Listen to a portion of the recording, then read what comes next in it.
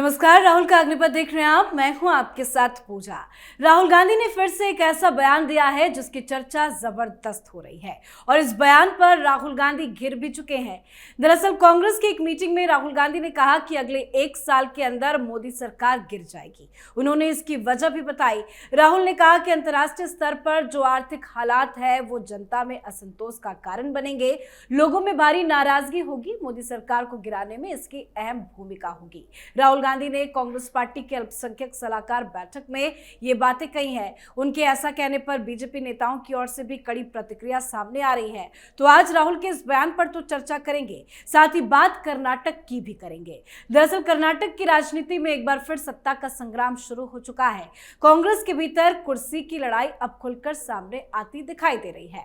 मुख्यमंत्री सिद्धरामैया को अचानक दिल्ली तलब किया गया, तो वहीं डिप्टी सीएम डीके शिवकुमार भी हाईकमान के बुलावे पर दिल्ली पहुंच चुके हैं। कल सुबह 11 बजे कांग्रेस नेतृत्व के साथ बड़ी बैठक तय की गई है और इसी बैठक में कर्नाटक की राजनीति को लेकर भूचाल आ सकता है, क्योंकि राज्यसभा चुनाव भी नजदीक है और ऐसे में कई मामलों को लेकर कांग्रेस पार्टी के भीतर बवाल है। तो आज इन तमाम खबरों पर चर्चा करेंगे। मेरे साथ स्टूडियो में मौजूद हैं कैपिटल टीवी के एग्जीक्यूटिव एडिटर राजीव जी। सर, आपका बहुत बहुत स्वागत है। सिद्धरामैया और डीके शिवकुमार तो दिल्ली आ रहे हैं, कल मीटिंग है, लेकिन क्या बवाल चल रहा है राज्यसभा सीटों को लेकर, क्योंकि राज्यसभा चुनाव की तारीखों का भी ऐलान हो चुका है। देखिए, राहुल गांधी की जो स्थिति है, एक अपने सबसे करीबी व्यक्ति को सेट करने में नाकाम हो गए। किसी वेणुगोपाल को वो मुख्यमंत्री नहीं बना पाए। वो चाह रहे थे कि मुख्यमंत्री केरल का वही बने, लेकिन अब आगे क्या, आगे कुछ और इनके करीबी लोग हैं। गुट में बवाल मचा हुआ है इस बात को लेकर कि अब कितना सब्र करें, अब कितना इंतजार करें। पवन खेड़ा ये बात कर रहे हैं कि अब कितना इंतजार करवाओगे, क्योंकि अब तो हम जाकर असम में 18 घंटे तक टॉर्चर होकर आ गए। मानसिक स्थिति खराब हो गई है टॉर्चर के कारण। फिर से लगातार समन पर समन आ रहा है। दूसरी बार जाएंगे तो हो सकता है कि आधी मानसिक स्थिति और खराब हो जाए। तो ऐसे स्थिति में कम से कम इसका रिवार्ड तो मिलना चाहिए।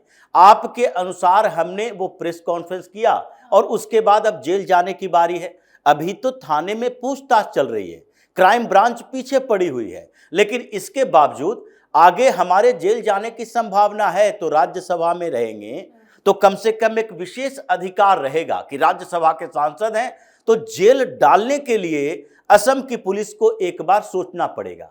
तो इनके लिए अनुकूल परिस्थिति कहां पर है, क्योंकि अभी जो राज्यसभा की सीटें खाली हुई है, कर्नाटक ही वो स्टेट है जहां पर 4 सीटें खाली हुई और कांग्रेस के लिए 3 की संभावना है। इनके अनुसार अगर ये संभावना बदल जाए तो कोई बड़ी बात नहीं होगी। इनके अनुसार 3 सीटें जीतने की संभावना है। तो पवन खेड़ा उधर लगे हुए हैं।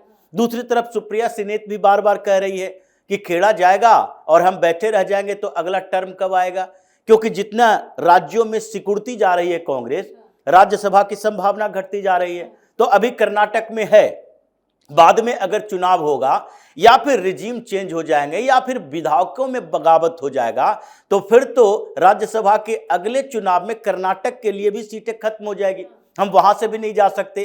तो ये दोनों उम्मीदवार हैं, ये दोनों कह रहे हैं कि नहीं हमें भी चाहिए। अब 2 उम्मीदवार और लगभग 2 सीटें जो कांग्रेस के लिए लग रहा है, तीसरी सीट तो इन लोगों को लग रहा है कि मिल जानी चाहिए। कंफर्टेबल तरीके से नहीं मिलेगी, लेकिन 2 सीटें कंफर्टेबल तरीके से ये लोग जीत सकते हैं अगर ये विवाद जो कर्नाटक का है वो सोल्व हो जाता है। तो अगर इस बीच में परिस्थितियां बदल जाती है, विधायक आधा गायब हो जाते हैं, डीके शिवकुमार अपने विधायकों के साथ सरकार बना लेते हैं जेडीएस और भारतीय जनता पार्टी के समर्थन से, तो वो 2 सीटें भी नहीं मिलेंगी। लेकिन चुनाव में तो ज्यादा वक्त नहीं है। आपको क्या लगता है कि ये विवाद जो है वो सॉल्यूशन दे पाएगा, क्या कुछ सॉर्ट आउट हो पाएगा इन दोनों नेताओं के बीच में? देखिए, ये स्थिति दोनों नेताओं की है। इसके अलावा मल्लिकार्जुन खड़गे जिनकी सीट खाली हो रही है। अब ऐसा तो नहीं है कि 2 सीट है, 2 ही उम्मीदवार हैं। मल्लिकार्जुन खड़गे भी चाहेंगे कि राज्यसभा में रीनोमिनेट हो। उसके अलावा कर्नाटक के कुछ नेता हैं जिसका नाम चल रहा है बीके हरिप्रसाद। वो इस बीच जो कर्नाटक में हंगामा चल रहा था उस बीच बीके हरिप्रसाद का नाम आया और वो अभी हरियाणा के प्रभारी भी हैं। तो उनका मानना है कि हम तो सामान्य एमएलसी हैं, जो जून में हमारा भी खत्म होने वाला है एमएलसी का कार्यकाल, लेकिन राज्यसभा जाना जरूरी है। अगर आप हमारा उपयोग अलग अलग राज्यों में करना चाहते हो तो हमारा ठिकाना दिल्ली में होना चाहिए। कर्नाटक से हम जाकर हरियाणा नहीं देख सकते, पंजाब नहीं देख सकते, उत्तर प्रदेश या बिहार नहीं देख सकते। ये दिल्ली का सेंटर है जहां पर हमें एक जगह चाहिए, उसके लिए राज्यसभा देना पड़ेगा। उसके दूसरी तरफ मंसूर अली खान, उनके पिता भी कर्नाटक में मिनिस्टर थे, वो कह रहे हैं कि नहीं नहीं, मेरे लिए भी एक राज्यसभा चाहिए, क्योंकि कर्नाटक के लोगों को अगर हटा दोगे और यहां से तुम दूसरे स्टेट के लोगों को राज्यसभा में भेजते रहोगे अपने करीबियों का, जैसे कि तेलंगाना से भेज दिया गया, जैसे कर्नाटक से भी पिछली बार भेज दिया गया, इन जगहों से यहां दिल्ली में बैठे बैठे ये लोग उन नेताओं को भेजते हैं जो राहुल गांधी के इर्द गिर्द घूमते हैं, जैसे अभिषेक मनु सिंघवी को भेजा गया। तो इसलिए अगर फिर से सुप्रिया सिनेत या पवन खेड़ा को कर्नाटक से भेजा जा सकता है, तो हम लोग कर्नाटक में क्या कर रहे हैं। उसके अलावा प्रोफेसर राजीव गौड़ा है, वो भी कह रहे हैं कि नहीं नहीं, हम इतने सालों से कर्नाटक में कांग्रेस के लिए स्ट्रेटजी बना रहे, काम कर रहे हैं, और हमें अब तक चुनाव में टिकट भी नहीं मिला, और इधर राज्यसभा के लिए भी नॉमिनेशन आता है तो ये बाहर के नेताओं को ले आते हैं। तो कम से कम 7 उम्मीदवार हैं, और सीटें कितनी हैं? 4, जिसमें एक भारतीय जनता पार्टी कंफर्टेबल तरीके से जीत रही है, 2 कांग्रेस जीत रही है, लेकिन 2 सीटों के अलावा तीसरी सीट है वो अभी भी पेच फंसा हुआ है, क्योंकि वो सीट खाली हो रही है एचडी देवगौड़ा की। एचडी देवगौड़ा, अब देवगौड़ा अगर इस बार चुनावी मैदान में आते हैं तो क्या कांग्रेस सुरक्षित बच पाएगी? क्योंकि इनके पास भी ऐसा नहीं है कि आधा से कम विधायक है। अगर वहां 46 विधायकों की जरूरत है तो इनके पास, भारतीय जनता पार्टी के पास 64 से ज्यादा विधायक है, 65 के है, जो कुछ विधायक, 3 विधायक ऐसे हैं जो बीजेपी के साथ अटैच नहीं हुए हैं, लेकिन बैकअप बीजेपी के था और वो इंडिपेंडेंट चुनाव लड़े थे। तो ये जो भारतीय जनता पार्टी 46 विधायकों को एक सीट के लिए वहां पर प्रेफरेंशियल वोटिंग में दे देगी, फिर भी इसके पास 18 से 20 विधायक रहेंगे जो सरप्लस विधायक है। 18 विधायक है जेडीएस का, 36 का आंकड़ा ये लोग के पास ऐसे ही है। उसके बाद 2 इंडिपेंडेंट विधायक है जो इन लोगों के सपोर्ट में है, 2 रीजनल पार्टियां हैं जिसके एक विधायक है इन लोगों के सपोर्ट में है। तो ये टोटल आंकड़ा इन लोगों का 40 के आसपास है। 5-6 विधायकों की जरूरत है, और ये बात देवगौड़ा की है। देवगौड़ा मतलब पूर्व प्रधानमंत्री, कर्नाटक के सबसे कद्दावर वोकालिगा नेता, और वोकालिगा समुदाय के विधायक कांग्रेस के अंदर भी 23 हैं। और फिर जब वोकालिगा कम्युनिटी का सवाल आता है, जैसे लिंगायतों की बात आती है, तो ये डीके शिव कुमार के सपोर्ट में वहां के लिंगायत कम्युनिटी के जितने मठ हैं, जितने संत हैं, वो सब चले आते हैं। जब वोकालिगा की बात आती है, येदियुरप्पा के समर्थन में या देवगौड़ा के समर्थन में वो आते हैं। तो ऐसी स्थिति में जो कांग्रेस के विधायक हैं, जैसे पिछले दिनों के राजन्ना को मंत्रिमंडल से हटा दिया, उसके बाद के राजन्ना के घर पर मीटिंग हुई, और मीटिंग में सतीश जरकीहोली भी शामिल हुए, मीटिंग में परमार भी शामिल हुए, और इन सब लोगों ने मीटिंग की दलित विधायकों की। उसके बाद सतीश जरकीहोली दिल्ली आते हैं, और दिल्ली में ये राहुल गांधी से मुलाकात नहीं करते, ये देवगौड़ा के घर पर मीटिंग करते हैं, और वहां पर ये बताते हैं कि आप वोकालिगा समुदाय के हैं, हमें एससी एसटी विधायकों का साथ मिला हुआ है, कांग्रेस में सम्मान नहीं मिल रहा। अगर आपकी बातचीत भारतीय जनता पार्टी से चलती है, क्योंकि दोनों गठबंधन में हैं, तो फिर आप ज्वाइंट तरीके से हम लोगों को निर्देश दीजिए कि अगर हमारे अलग होने से आप दोनों की सरकार बन सकती है तो हम समर्थन देने के लिए तैयार हैं। जब इतनी बातें आगे बढ़ रही है, तो क्या वोकालिगा से ये देवगौड़ा के राज्यसभा चुनाव लड़ने पर वही परिस्थिति नहीं खड़ा होगी जो महाराष्ट्र के अंदर शरद पवार के लिए खड़ा हो गई? केवल 10 विधायक शरद पवार के पास, फिर भी सब लोगों को मजबूर होना पड़ा कि नहीं, इनको राज्यसभा जाने देना चाहिए। बीजेपी ने कैंडिडेट भी नहीं खड़ा किया, अगर कोई और होता तो बीजेपी कैंडिडेट खड़ी कर दी होती। अब यही स्थिति कांग्रेस के लिए वहां है। तो जो स्थितियां पैदा हुई है, 2 सीट आपके पास है, एक खड़गे की सीट है, दूसरी सीट पर कर्नाटक के 6 उम्मीदवार हैं जो कि कॉन्टेस्ट करने के लिए तैयार हैं। आपके दिल्ली में बैठे 2 आपके चापलूस हैं, सुप्रिया सिनेत और पवन खेड़ा। तो जो स्थितियां पैदा हुई उसमें इन लोगों को लगने लगा कि विस्फोट हो गया।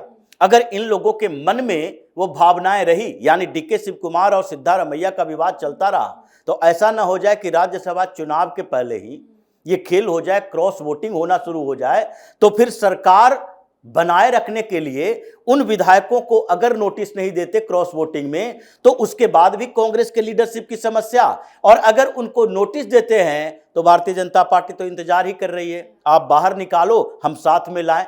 तो जो समस्याएं पैदा हुई है उसको लेकर लगता है कि ये मान मनोबल चल रहा है कि कम से कम राज्यसभा का चुनाव होने दो, स्मूथली हो जाए, उसके बाद हम जून के बाद सत्ता परिवर्तन की बात करेंगे। इसलिए दोनों को बुलाया गया और दोनों अब मीटिंग करेंगे कल, और देखते हैं समाधान निकलने की संभावना तो नहीं है, लेकिन क्या राहुल गांधी के झांसे में फिर से आते हैं या फिर राज्यसभा से पहले जो कर्नाटक के अंदर खेल चल रहा है उसके शिकार मल्लिकार्जुन खड़गे, सुप्रिया सिनेत और पवन खेड़ा सारे हो जाते हैं। तो देखते हैं कि कल की मीटिंग के बाद ये साफ हो पाएगा कि क्या सॉल्यूशन निकल पाया है, क्या नेगोशिएशंस हुए हैं। लेकिन कांग्रेस पार्टी में इतनी सारी समस्याएं हैं, चाहे वो राज्यसभा सीटों को लेकर हो या कर्नाटक में सत्ता परिवर्तन, नेतृत्व परिवर्तन को लेकर है। लेकिन इसी बीच राहुल गांधी अपनी पार्टी को संभाल नहीं पा रहे हैं। कर्नाटक में इतना बवाल है, लेकिन वो कह रहे हैं कि मोदी सरकार गिरने वाली है। इस तरह का बयान वो क्यों दे रहे हैं? देखिए, जब समस्याएं होती है तो जो कांग्रेस की समस्या, राहुल गांधी की समस्या कि अपने पार्टी के अंदर की परेशानियों को वो निपटा नहीं पा रहे, तो ऐसी स्थिति में उनके पास समाधान क्या होता है? एक ऐसा विवाद पैदा करो जिसमें सारे लोग उलझ कर रह जाएं और कांग्रेस के अंदर कुछ दिन अस्थिरता पैदा हो, स्थिर हो जाए कि नहीं, राहुल गांधी ऐसा काम कर रहे हैं जिससे पूरी भारतीय जनता पार्टी की टीम उनके पीछे पड़ी है।